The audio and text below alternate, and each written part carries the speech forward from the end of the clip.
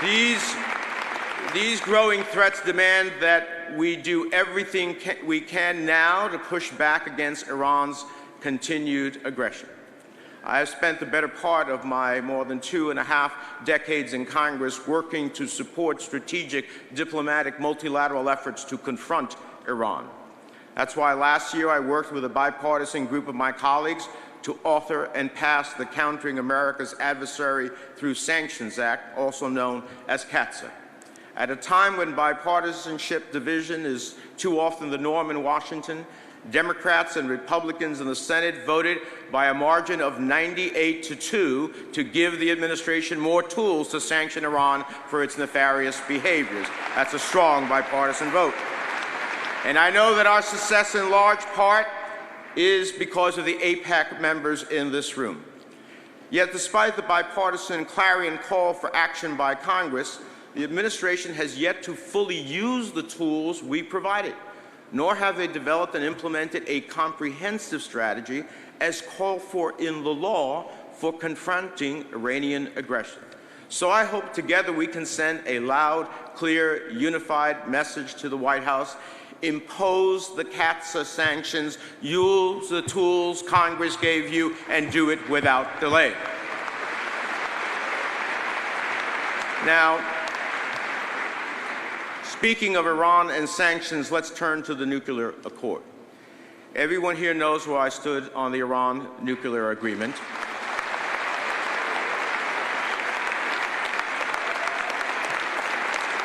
I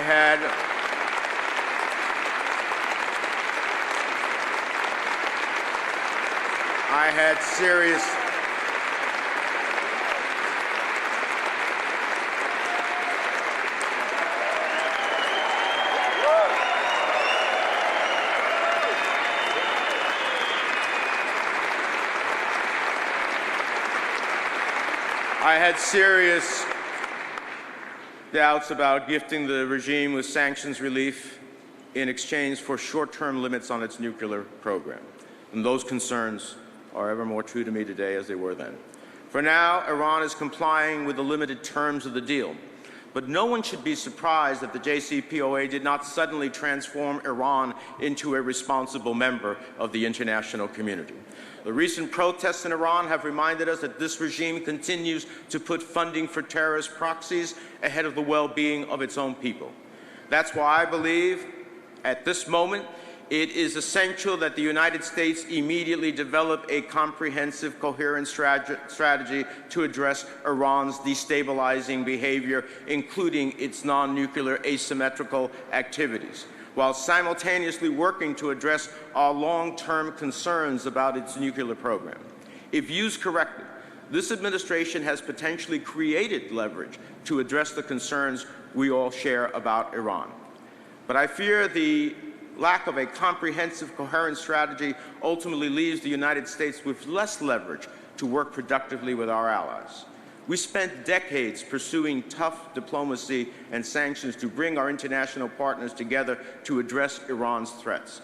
And we must continue engaging the international community in a meaningful conversation about Iran's long-term nuclear capacity in the years ahead after many JCPOA limitations expire. And in Congress, we must push the administration to pursue effective diplomacy to hold Iran accountable each time it violates UN security resolutions and tests another missile or delivers another weapon into the hands of Houthi fighters in Yemen. That's why, along with Senator Corker, I am leading a letter to Secretary Tillerson in support of these diplomatic efforts. The United States has leverage right now, and I want the administration to use it. Iran must understand that the United States and our partners will not tolerate a nuclear-armed Iran, not now, not ever.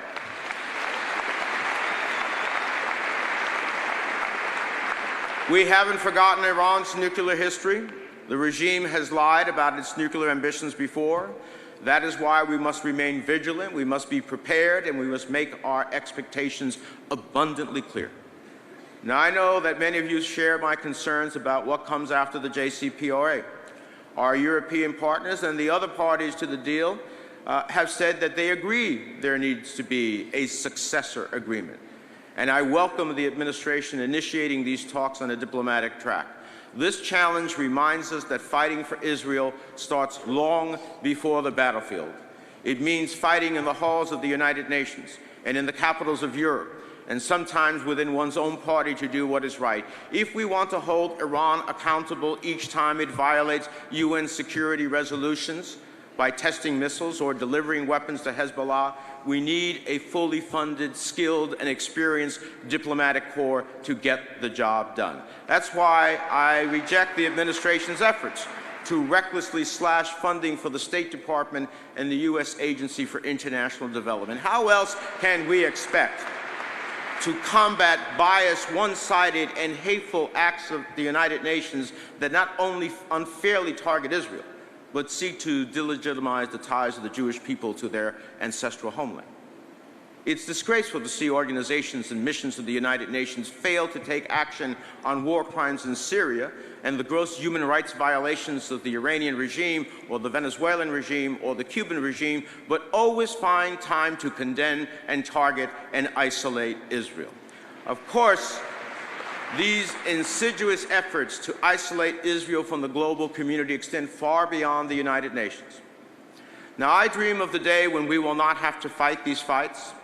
I pray for the day when we will not have to fight boycott, divestment, and sanction policies by governments and businesses, or at the United Nations, or here at home on college campuses. So to the 3,600 students attending the AIPAC Policy Conference, you are the front line standing up for Israel on those college campuses, and we applaud you. We know that you face a rising tide of grossly misguided voices on your campuses and among your peers.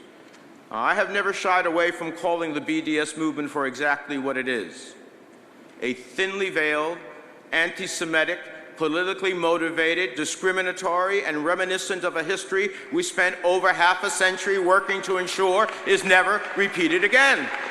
So mark my words, at every forum where I have a voice and a vote, I will ensure that the letters BDS are told exactly for what they are: bias directed solely at one people and one country by those who should know better.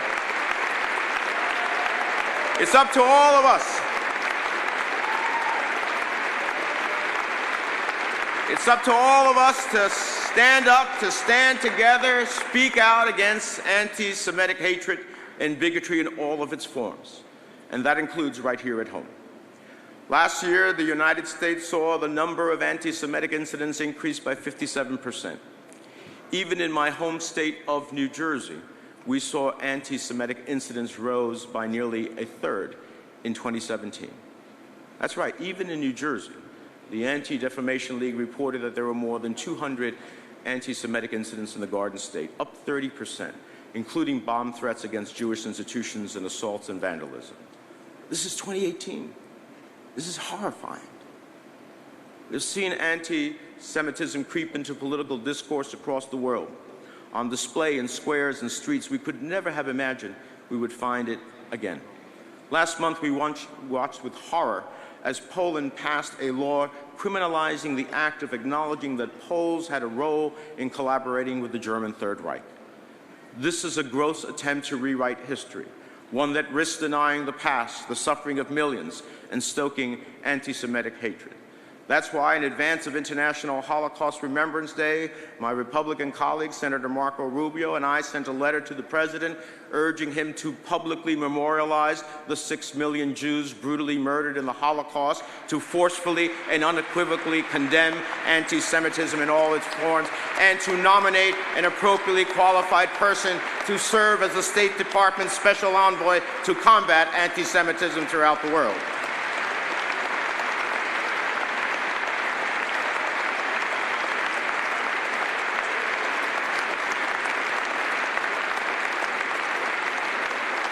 With hatred and bigotry on the rise worldwide, with refugee numbers not seen since World War II, with actual Nazis running for Congress in Illinois, it is hard not to hearken back to the darkest period of the last century. Indeed, the Holocaust is a lasting reminder of the perils faced by the Jewish people in exile, a reminder of the miracle of the reestablishment of the modern state of Israel. But it is a political reality backed by thousands of years dating to the time of Abraham and Sarah. And so it is a written history by the courage of pioneers who turned the desert sands green, the war-weary and oppressed who returned to their ancestral home with nothing but a dream and their collective historical memories. A dream the people of Israel have realized today with a vibrant democracy and the rise of Israeli institutions that continue to win Nobel Prizes, save lives, shape the world with game-changing innovations in healthcare, in agriculture, technology, and so much more. Both the United States and Israel are nations built by dreamers and immigrants, by innovators and inventors, by peace-loving people who seek to build a brighter world. That is why we are not bound together just by mutual security interests, but also by shared values that transcend partisan divides and outlast the daily grind of American politics. Too often, as I travel the country, I hear concerns that support for Israel is no longer a bipartisan cause. I hear people citing recent opinion polling. But I encourage you to dig deeper. No recent surveys have presented a binary question of whether or not one supports Israel. And while political opinions sway over time, there is continuing overwhelming bipartisan support for Israel in the United States Congress. You saw that overwhelming bipartisan support in the passage of CATSA by a margin of 98-2. We don't often get 98-2 votes in the United States Congress. You saw that bipartisan support in the introduction of the Anti-Israel Boycott Act legislation that will confront the misguided and bigoted BDS movement. You saw it in a bipartisan letter urging Israel's inclusion into the global entry program signed by all 100 members of the United States Senate. You saw it when the House of Representatives passed the Taylor Force Act, which says no to funding the Palestinian Authority's continued incitement of violence and financial support for convicted terrorists, an effort I urge the Senate to take up in short order.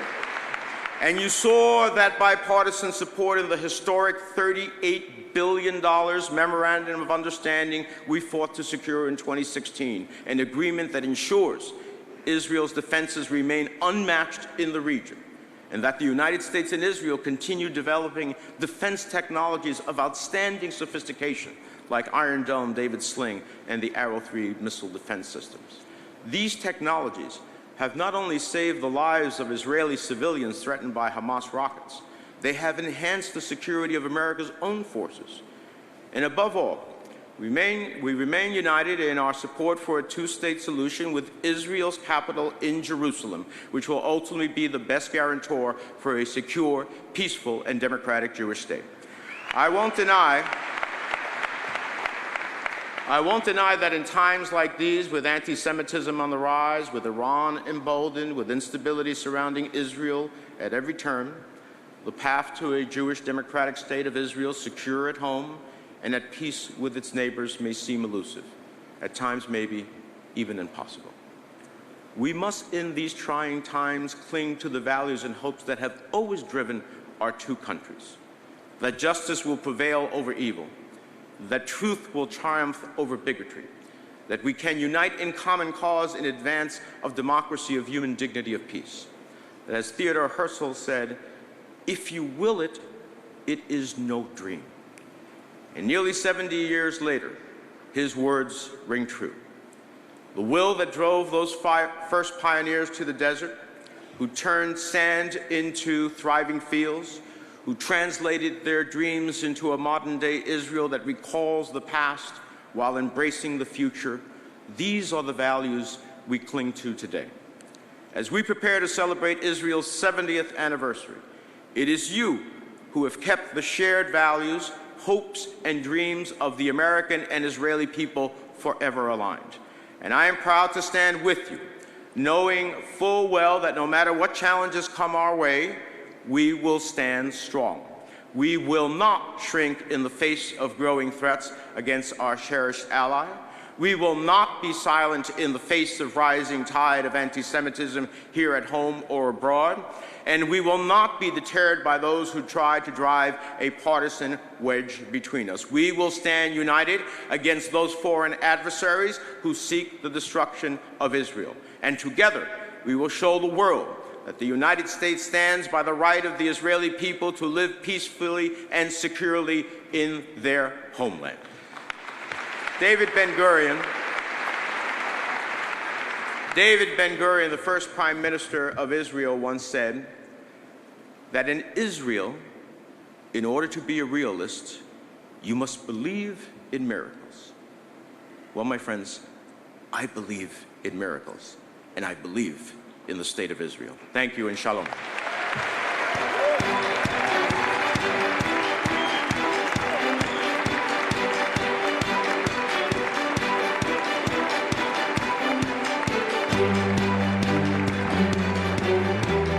Please welcome Senate Majority Leader Mitch McConnell.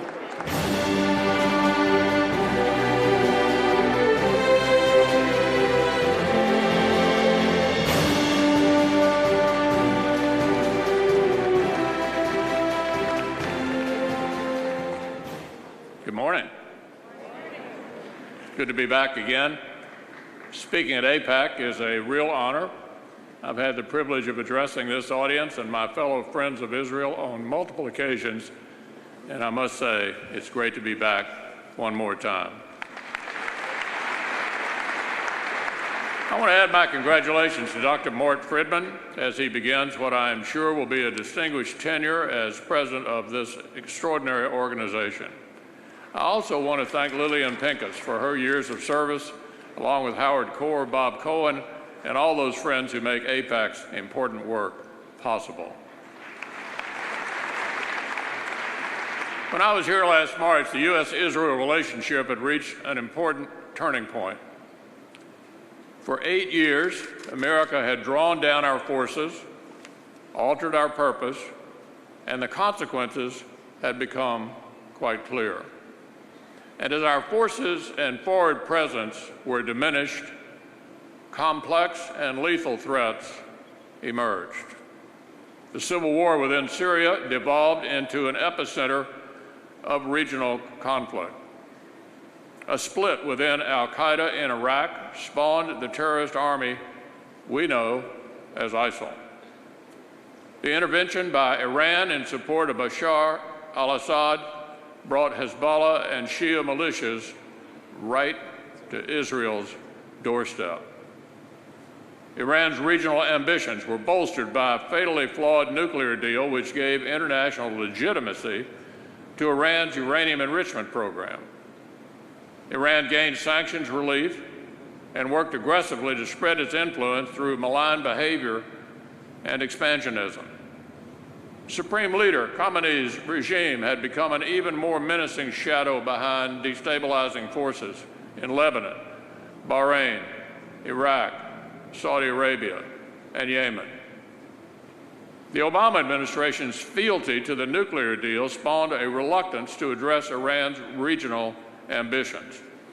The notion that Sunni powers in the Middle East needed to learn to share the neighborhood with Iran created a void. And Iran was happy to exploit that void, menacing our ships and planes deployed to the Persian Gulf. All those failures stemmed from a central misunderstanding. For 8 years, the previous administration failed to lead as an ally.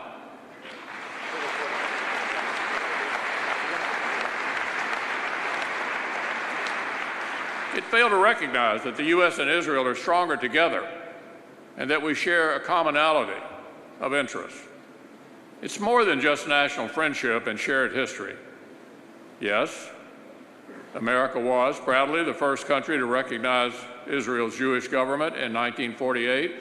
Yes, in 1985, America's first ever free trade agreement was signed with none other than Israel.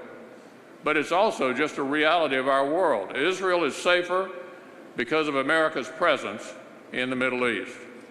And America's interests benefit when Israel stands as a partner in pursuit of common interests in this troubled region. Fortunately, in the last year, a new administration and a united front in Congress have charted a new course.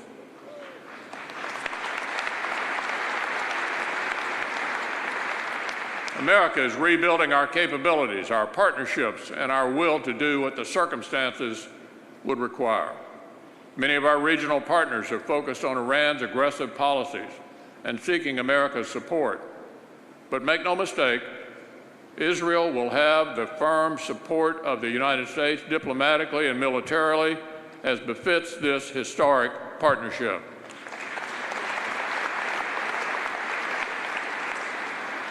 Though the campaign to defeat ISIL is not over, this administration accelerated it. It began a genuine effort to rebuild America's armed forces, and Congress answered the call by ending the harmful spending caps that had forced our service members to do more with less.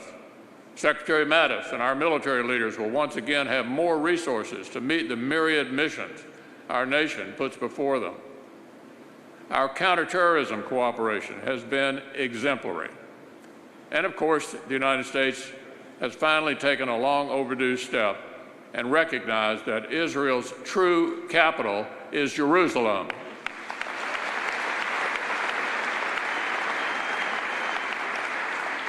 Jerusalem is Israel's capital, plain and simple. Jerusalem is where the United States Embassy belongs and where it will stay.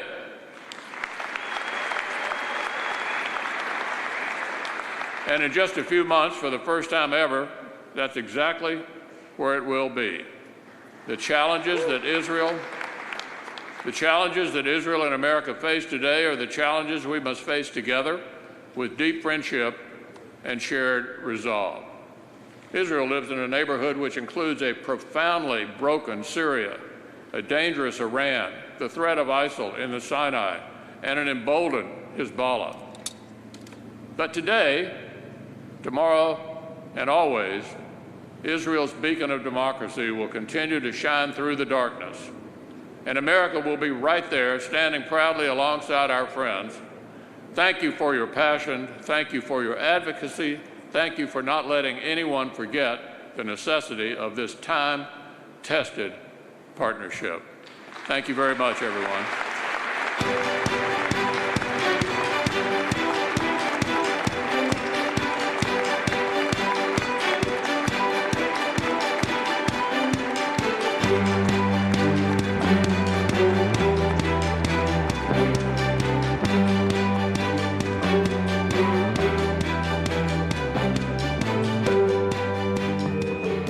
For 2,700 years, we lived in Iran, Jews as minorities, before Islam and after Islam. Keeping Jewishness, keeping our tradition, believing and staying as a Jew is the most important thing for us. Growing up in this household, I was raised with stories about the Iranian Jewish community, the plight of the community, and the stories leaving Iran after the Islamic Revolution and resettling in Los Angeles, and the role that my grandfather played in helping a lot of Iranians coming to the United States. The end of Iran's monarchy came early today when Khomeini's followers took control of the palace of the Shah. My office was in the center of town where I was watching all the demonstrations. I listened to the radio and said at 11 o'clock today, there were these demonstrations in this city, that city, about 10 different cities. And this is not accidental. He said the new Iranian Islamic Republic would be inspired by the stern religious principles of Islam, nothing else. That's why we felt the need and the necessity to take our families out. After the revolution, there was a lot of Iranian Jews arriving here. We were lost. A lot of people didn't speak the language. They didn't have the education to adjust themselves. So that's when the Iranian-American Jewish Federation came to existence. From there on, I was involved. At that time, but Carter was very, very angry with the Iranian government because of the hostages. we were afraid that we will be deported. We went there, I think we were about 10 of us, and we visited him about giving us a protection as minority Iranian Jews. And he agreed to that. And I was happy to have a chance to be of service to my community. My grandfather's working with the administration to ensure that the American Iranian Jewish community was safe reminds me of the power of our community leaders. And so when I got to campus, I knew that I needed to be a strong voice for my community.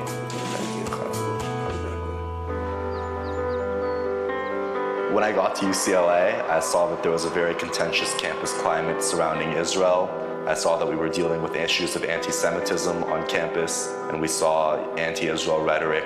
So I knew that I wanted to play my part in combating these negative trends. At UCLA, we have a group called AIPAC, the Bruins for Israel Public Affairs Committee, and our group is hoping to strengthen the U.S.-Israel alliance and UCLA's relationship with Israel through political activism both on campus and in Congress. Today, we're lucky to be joined by two members of Congress who work closely with students in their districts.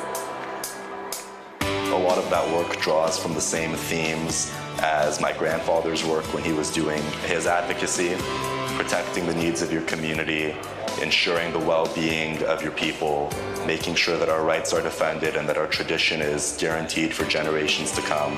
These are the values that inspire us. These are the things that motivate us. We need to support young people in their activism. And I do hope that he will continue what he's doing.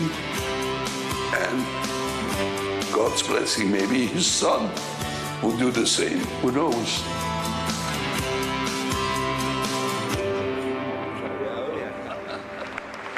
Ladies and gentlemen, AIPAC campus activist Amir Kashfi.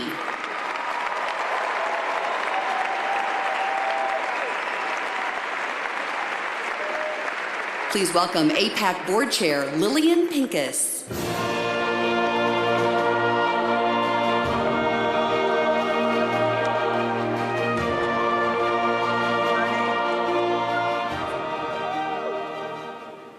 It is my honor this morning to welcome our two distinguished guests.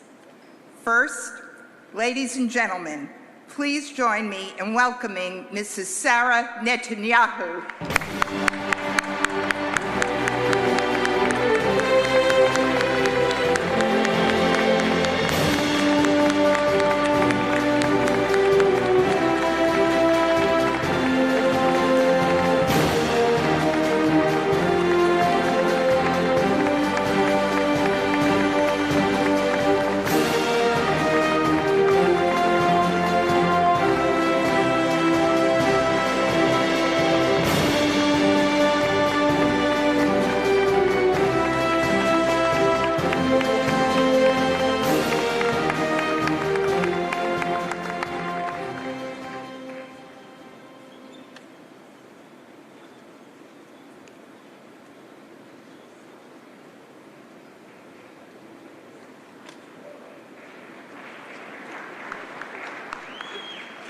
And now, it is my distinct honor to introduce the Prime Minister of the State of Israel.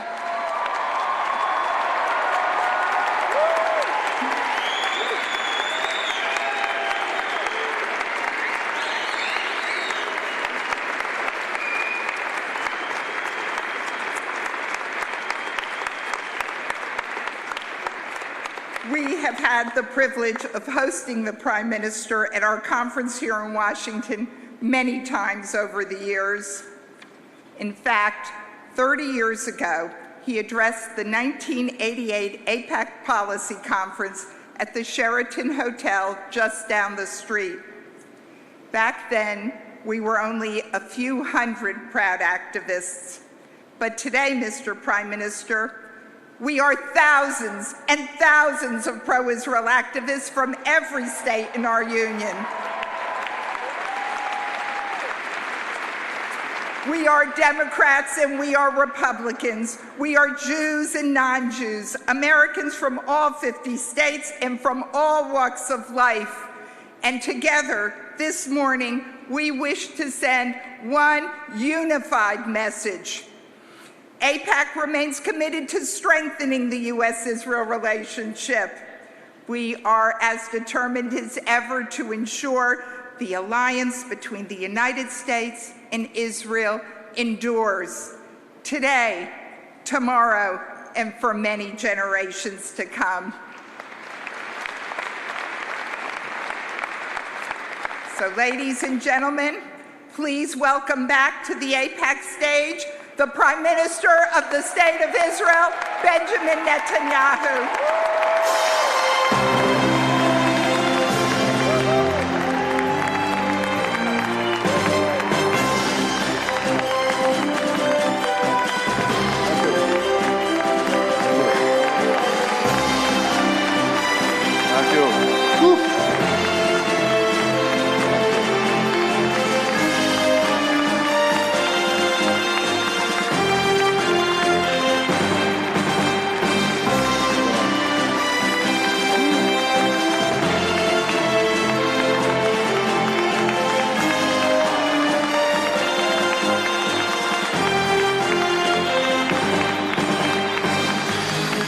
Thank you.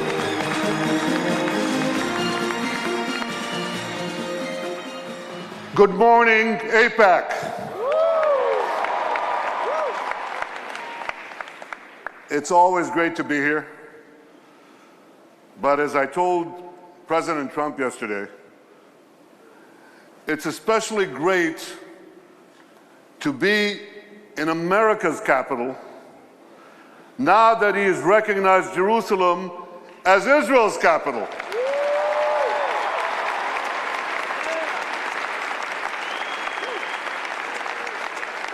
Thank you, President Trump, for that historic decision.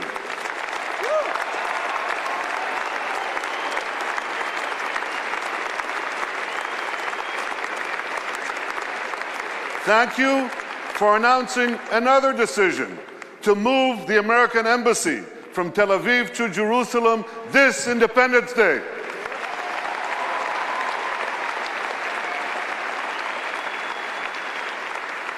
And the first ambassador to have the honor of working from that embassy in Jerusalem is a great American ambassador, David Friedman.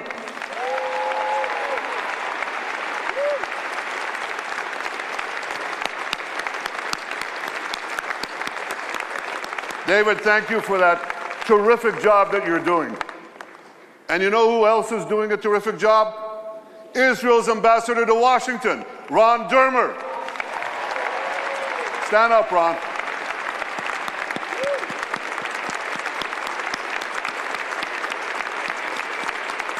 Thank you for the terrific job you're doing. I want to thank Mort Friedman, Lillian Pincus. Lillian, you don't have to remind them how far back we go together. Howard Core, AIPAC's nuclear core. Everyone at AIPAC, I want to thank all of you for the work you're doing to strengthen the remarkable alliance between our two countries. Thank you.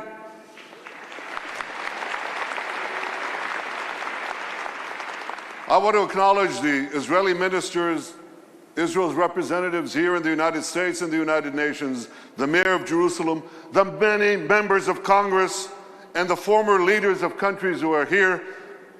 In particular, I want to acknowledge my friend, a great champion of Israel, the former Prime Minister of Canada, Stephen Harper. Stephen, stand up, please.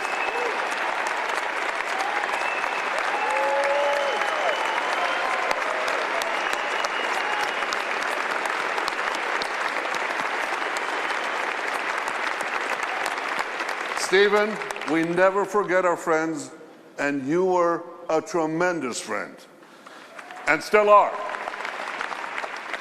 And finally, I want to thank the 4,000 students who are here with us today.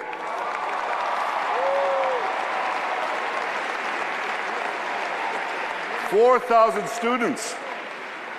Thank you for cutting class to be here. So if any of you needs a note, you can see me later. There's a line forming outside. Now, what I can see is this. Well, it's dark, but I can see something. I can see that the audience in this hall each year is getting bigger and bigger and bigger. 18,000 strong. I want to see all of you, and I can't. I don't want to stand behind this podium. Is it okay? What the heck? I'm the Prime Minister.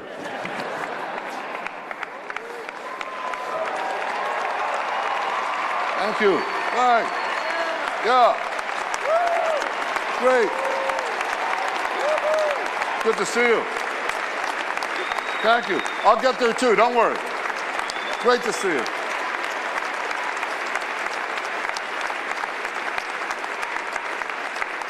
Thank you. So today, I want to ask you, you remember that great Clint Eastwood movie, The Good, the Bad, and the Ugly? Well, I want to talk about the good, the bad, and the beautiful. The good are all the good things that we are doing in Israel that are helping make the world a better place. The bad are all the bad things that malevolent forces are trying to do to Israel and to the world. And specifically, I'm talking about Iran. And the beautiful, well, that I'll leave to the last. So first, the good news. Israel has never been stronger militarily. Tremendously strong.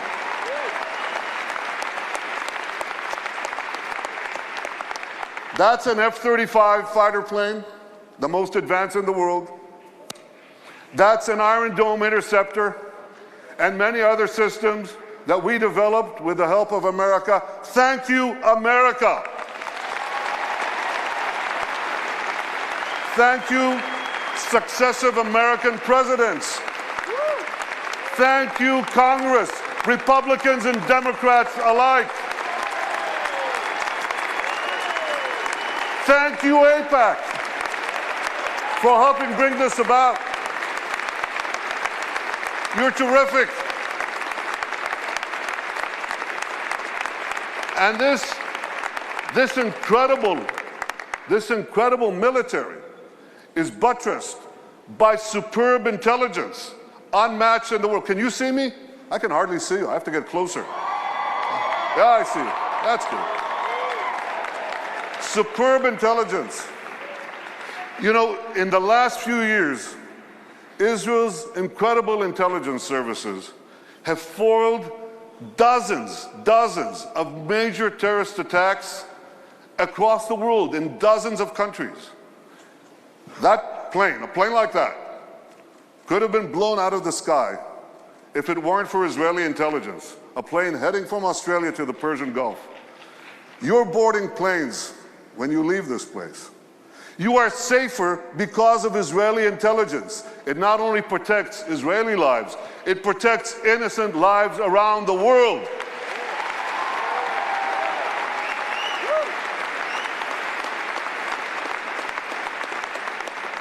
And we're able to do all this because of the extraordinary soldiers of the Israel Defense Forces, men and women.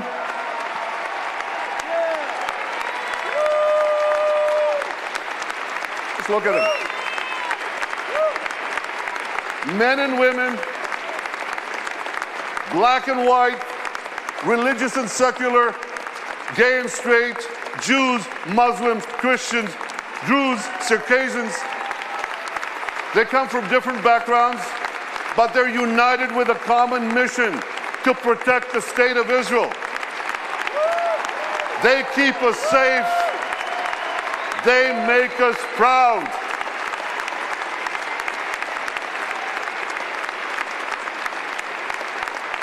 Thank you. Now I know there are quite a few veterans of the Israeli army here, so I want you to stand up. I want you to be recognized. Stand up. stand up.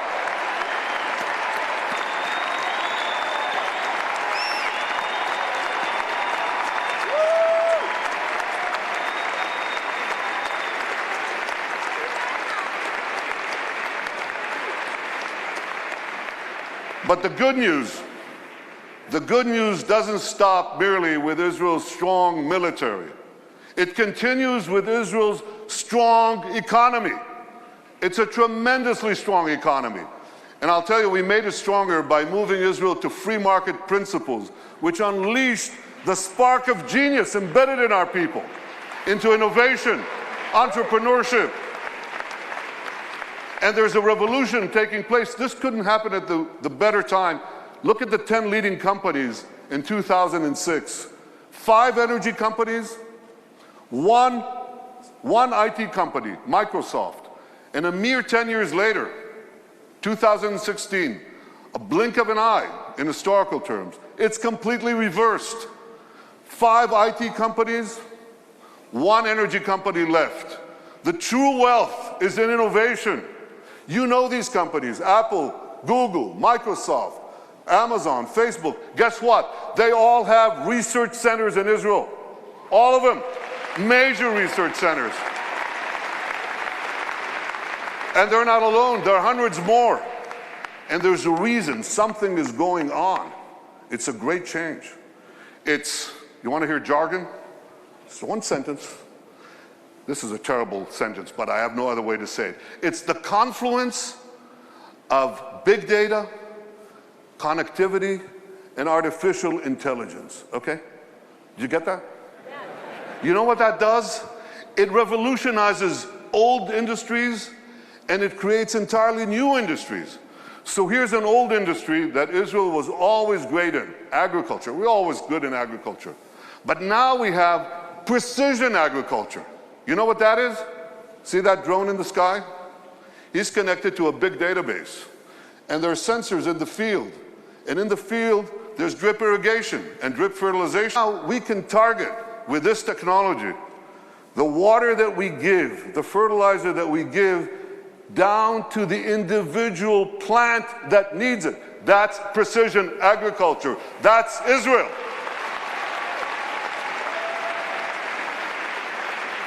Unbelievable. You know, we were always good in water. I want you to see how good we are. So we recycle almost 90% of our wastewater. The next country with less than 20% is Spain. You can see how Israel, what it does for water, what it does for the environment. So when you take these two things, agriculture and water, and the other technologies that we apply in both, we can change the world. We are.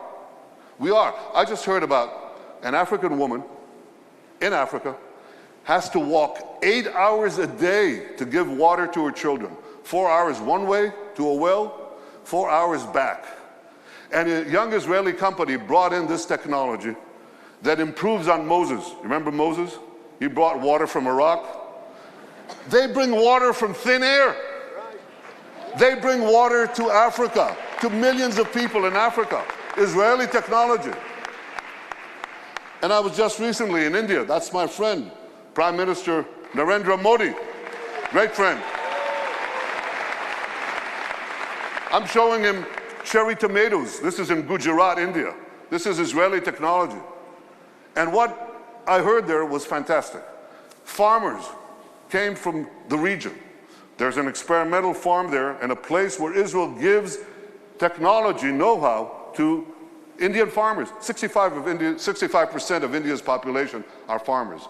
And one farmer after the other gets up and says, because of Israeli technology, I've increased my crop yields and my income 3 times, 4 times, 5 times. Israel is changing the world in India, in Asia, in Africa, in Latin America, everywhere. These are the old industries. Now they're new industries. Israel is literally, how can I say this? Israel is literally driving the world. I'm talking about autonomous vehicles. Israel is a world leader in autonomous vehicles. 500 tech companies that sprang out almost instantaneously. And one of them, Mobileye, up there on the left, was just sold to Intel for the paltry sum of $15 billion. But the interesting thing is that Intel said to them, here are the keys to our 30 worldwide autonomous vehicle businesses. You run it. Israeli technology is driving the world. And one last industry, there are many more, but one more that you're all familiar with. You have bank accounts? You should. Okay. Well, you don't want anyone hacking into them, right? Or into your cars, or into the planes you ride. You need cyber security. Everybody needs cyber. Israel has become a world leader in cyber security. Look at how much they invest in the hundreds of Israeli startup companies, tremendous companies. But here's another factor that you should know. Israel's population is how much? Who knows? Class? 8 million. It's closer to 9, but it's about between 8 and 9 million, that's correct. And what percentage of that is of the world's population? Oh, come on. It's 1/10 of 1%. So what percentage do we get of the world global investment in cybersecurity, in private investment in cybersecurity? We're 1/10 of 1% of the world's population, and we get a whopping 20% of global private investment in cyber. We're punching 200 times above our weight. Not 2 times, not 10 times, not 100 times, 200 times above our weight. That's one heck of a punch. Very strong. Now here's how the dots connect. Because we have this tremendous capacity for security and intelligence, and because we have this tremendous capacity for civilian technology, for making the lives of people richer, safer, more productive, many countries are coming to Israel because they want to share with us these benefits. And that creates the third great change, which is a flourishing of Israel's diplomatic relations around the world. You know, when I joined the Foreign Service 105 years ago, as the DCM to this city, Washington, the number 2 in our embassy, I think we had about 80 or 90 countries with whom we had diplomatic relations. Now the number is 160, and there are very few countries left. By the way, what are we doing with Greenland? We got to do something with Greenland. Where's my advance team? Go to Greenland. They must have some satellite needs or something that we could do there. But we are coloring the world blue. I've been to Africa 3 times in 18 months. I've been to South America, Latin America. Can you imagine? In the 70 years of history of Israel, a prime minister of Israel never went south of Texas? I mean, I love Texas, but yeah, I do. But we went to Argentina. We went to Argentina, to Colombia, to Mexico, and they say, come back, we want more. That is changing. All these countries are coming to us. India, China, Mongolia, Kazakhstan, all of them. Azerbaijan, Muslim countries. First time I visited Australia, tremendous. It's far away though. So we're coloring the world blue. And you know what? The numbers, you remember people talked about Israel's isolation? Remember that? Israel's isolation? Pretty soon, the countries that don't have relations with us, they're going to be isolated.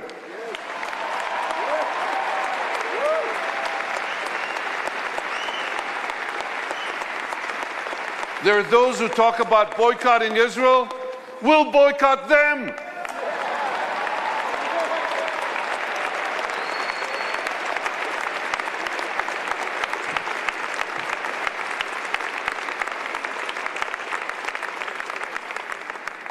So, the good news is very good, and it's getting better. The bad news, and that's the bad news, is that bad things are getting worse, and they're very bad. And when I talk about that, we have to deal with this challenge. And I'm thinking specifically, what do we do about Iran? The force behind so much of what is bad is this radical tyranny in Tehran. If I have a message for you today, it's a very simple one. We must stop Iran. We will stop Iran.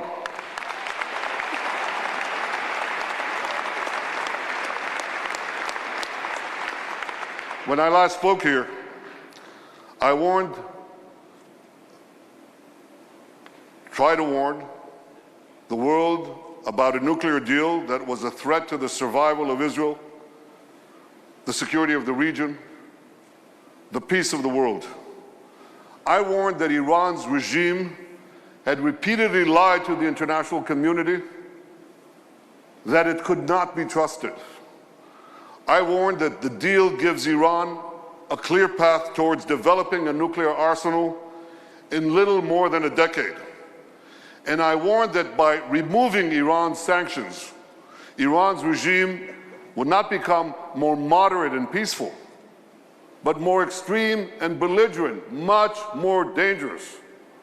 And ladies and gentlemen, that's exactly what has happened. Here is what Iran is doing today. Can you enlarge that?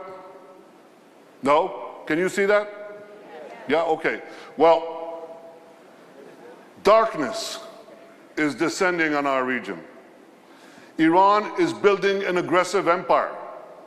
Iran, Iraq, Syria, Lebanon, Gaza, Yemen, more to come. Now Iran is seeking to build permanent military bases in Syria, seeking to create a land bridge from Tartus, from Tehran to Tartus on the Mediterranean. And in addition to moving its army, its air force, its navy to Syria to be able to attack Israel from closer hand, it's also seeking to develop, to build precision-guided missile factories in Syria and Lebanon against Israel. I will not let that happen. We will not let that happen. We must stop Iran. We will stop Iran. Last week we read in the book of Esther about an earlier Persian attempt to exterminate our people. They failed then, they'll fail now.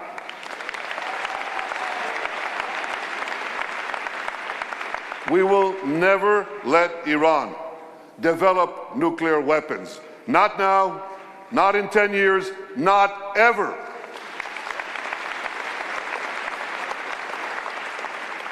President Trump has made it clear that his administration will not accept Iran's aggression in the region. He has made clear that he too will never accept a nuclear-armed Iran. That is the right policy. I salute President Trump on this.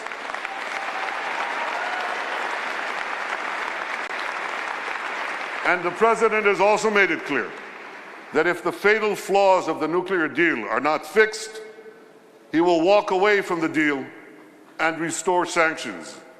Israel will be right there by American side, and let me tell you, so will other countries in the region.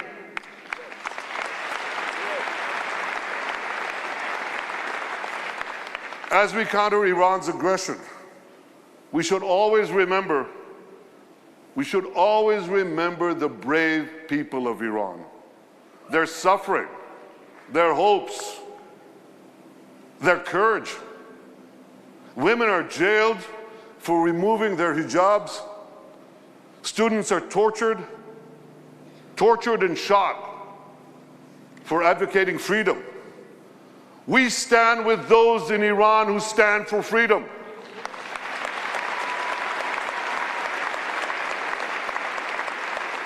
Now, I believe that a day will come when this horrible tyranny will disappear, will perish from the earth, and at that point, the historic friendship between the people of Israel and the people of Persia will be reestablished.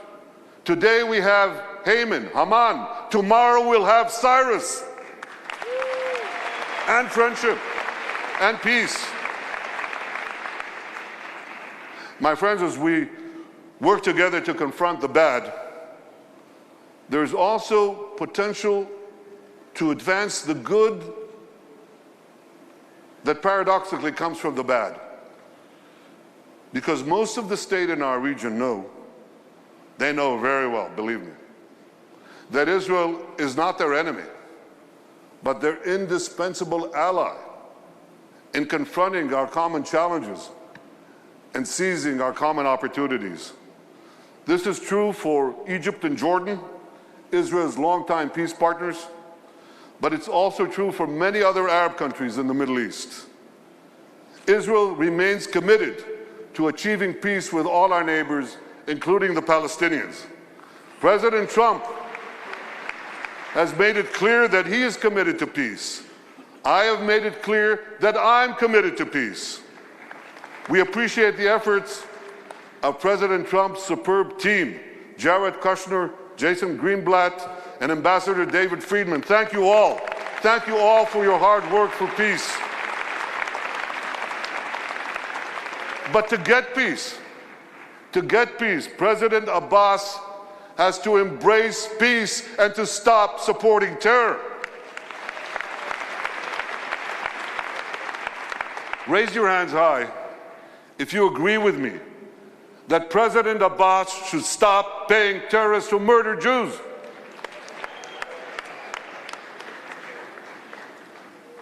You know how much he pays? He pays about $350 million a year to terrorists and their families each year. That's about a little less than 10% of the total Palestinian budget. That's an incredible number. He pays Hakeem Awad. Hakeem Awad is the terrorist who murdered this beautiful family of Ehud and Ruth Fogel and their 3 children, including a 3-month-old baby girl, Hadass. So he pays Hakeem Hadass, this murderer, and over the lifetime of this killer, he will be receiving $2 million. I have a message for President Abbas. Stop paying terrorists.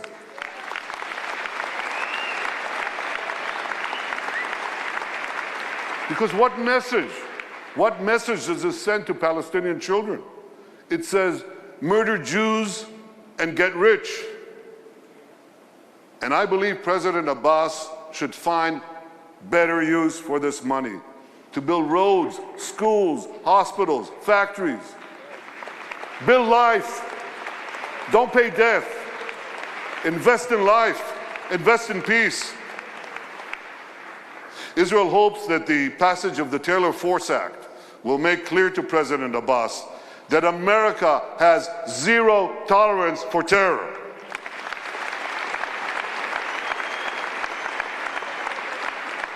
Ladies and gentlemen, I've spoken about the good and the bad. There's plenty of both. But I want to end with a few words about the beautiful. Oh, that's very kind of you. That's very kind of you. I love you too. Thank you. Who planted her?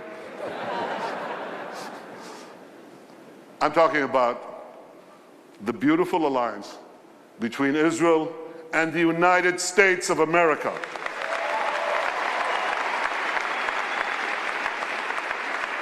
I'm talking about the beautiful alliance that has brought all of you here to Washington, the beautiful alliance that you work day in and day out to make stronger and to make better. What is this beautiful alliance made of? It's made of our shared values. That's the wellspring of the great alliance between our two countries. And all you have to do is leave this room, leave this hall, and you walk around a few blocks from here, and you see these majestic monuments. You can learn from them all about our common values. You know, they come from a certain book, a great book, a good book. It's called the Bible. It said that all of us are created in the image of God.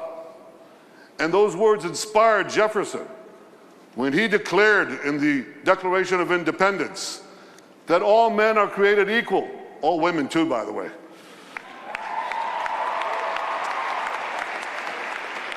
And that book inspired Abraham Lincoln in the darkest days of America's Civil War. He found inspiration in the words of our greatest king, King David, when he said that the wounds of a divided America would heal, and the judgments of the Lord are true and righteous. Just as the stirring words of the prophet Amos inspired the great Martin Luther King when he stood before the Lincoln Memorial and promised to carry on his struggle until justice runs down like water and righteousness like a mighty stream. These values are an inseparable part of America's story. They're an inseparable part of Israel's story. And today, together, we are writing a new chapter in our common story, a story of freedom, of justice, of peace, of hope. And it is because we're inspired by the same ideas, because we're animated by the same values, that America and Israel have forged an internal bond that can never, ever be broken. Thank you, AIPAC. God bless Israel, God bless America, and God bless the Israel-America Alliance. Thank you all. Thank you.